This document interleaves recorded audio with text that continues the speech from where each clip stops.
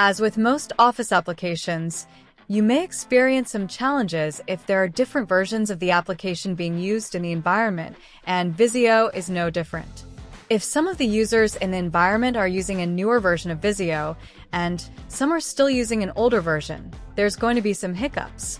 Visio, like Excel, comes with a compatibility checker to advise you on these possible issues.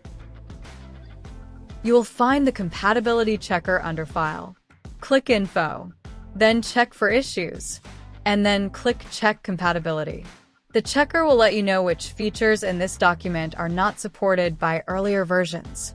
If you save this file as an earlier version, you may lose some of the features. In our example, we can see that some of the theme effects may not be viewable when using an earlier version of Visio. I'm going to select OK, but I am going to save this in an older file format for the users in my environment who have an older version of Visio. To do so, select File, Save As. I'm going to save this in my Documents folder.